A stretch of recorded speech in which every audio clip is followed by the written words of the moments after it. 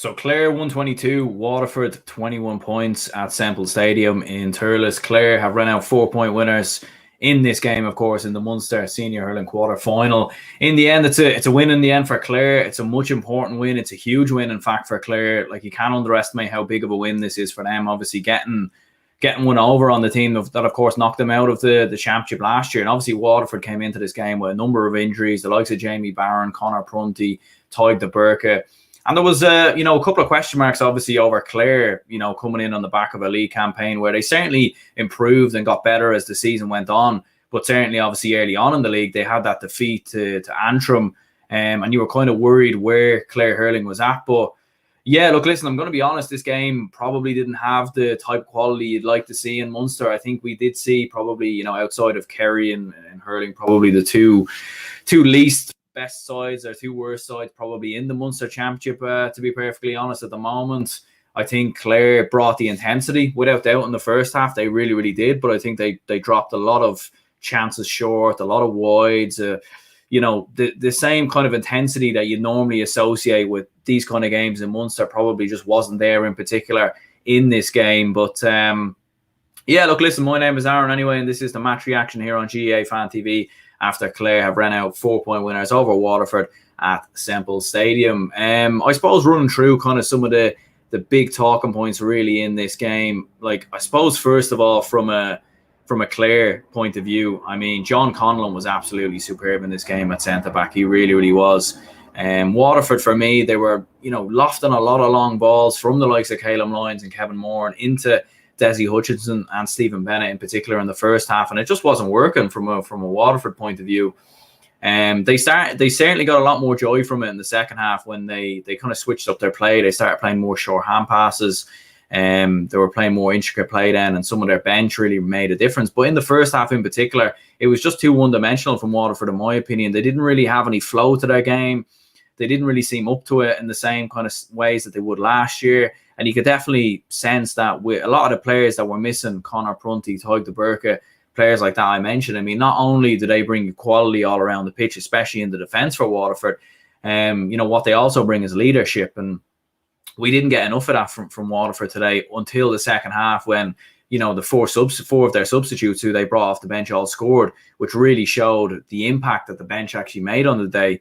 And like, in fairness, like, Clare really had the opportunity there in the first half to really pull away from Waterford, to put them to bed, to really make a statement win, to maybe beat them by 10 to 15 points. And you feel like if that was a Limerick, if that was a Tipperary at their prime, maybe even a Galway, they would have really killed Waterford there. They would have finished them off, beaten them by 15 to 20 points. Wouldn't have even been a contest, because in the first half, the game was there for the taking. But Clare were just very poor in front of goal in terms of their chances. And it wasn't necessarily, that they were missing easy chances or anything like that. It was just the decision-making once or twice. Aidan McCarthy once or twice dropping a few chances wide.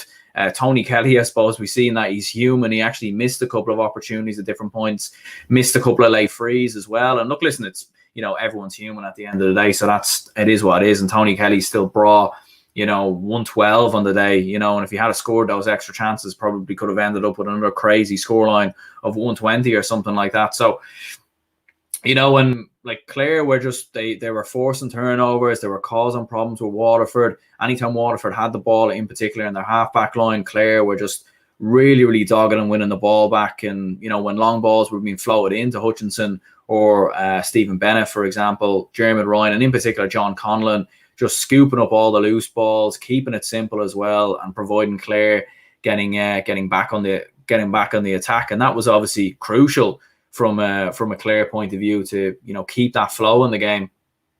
And it was mad certainly watching it kind of going into the final 25 minutes or so, because you really felt that Clare, they had this game wrapped up, they had the game won, and then all of a sudden Waterford just started slowly creeping back into the game.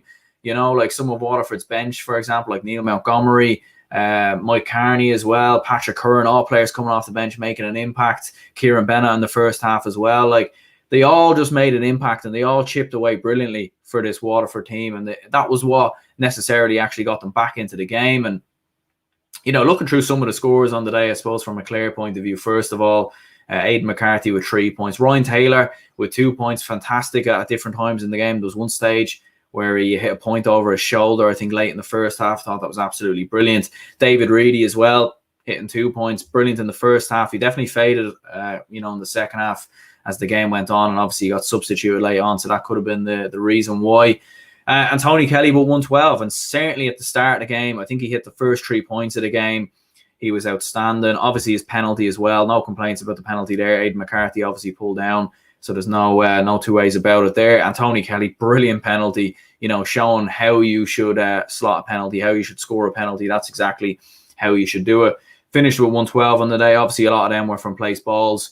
But, from Clare, I think from Brian Lohan's point of view, he'll have looked at that and think, we were creating so many opportunities. We were creating the chances. We caused a lot of problems to a team that was in an All-Ireland final last year. And although Waterford do have injuries, I think Clare will be going into that Tipperary game with a lot of momentum, obviously following on from, the hammering they dished out to Kilkenny, of course, at the end of the league. They've certainly been building. For myself personally, I felt like last year they were too over-reliant on Tony Kelly. I think this year we're starting to see more from the likes of Aidan McCarthy, he getting 3 points, for example, Ryan Taylor, David Reedy, Aaron Shanahan, of course, as well, who didn't score today. But obviously you still have Shane O'Donnell to come back from injury. So, Clare, for me, are dark horses in the All-Ireland. Like, I don't think they'll win the All-Ireland personally, but I think they're a team that you can't rule out. They certainly will have to improve in front of goal. I think if you were to look at the percentages of, chances converted, I think it'll probably be below 50%. But at the same time, they create a lot of chances in this game. And certainly that will be great news for Brian Lohan, especially going into that game against Tipperary. For Waterford, they'll go into the qualifiers. I'm not too sure who they'll end up playing. I know obviously Antrim will play Laois in a relegation playoff in Leinster. I'm not too sure what the situation is in Munster. But for Waterford anyway, they'll go into the qualifiers. If they can get maybe Conor Prunty back or some of the other players back, definitely can't rule them out either. But certainly at the moment, it's not looking too good from a Waterford point of view. And Austin Gleeson, probably their man of the match anyway, especially late in the second half. He was absolutely phenomenal. In terms of man of the match in the game, John Conlon, think you have to give it to him personally. Obviously not a natural centre-back, normally plays up on the full forward line. And he was tremendous, won so much ball that was floated in there. Won the breaking balls as well, and just provided everything that Clare needed in terms of their defence, in terms of their structure.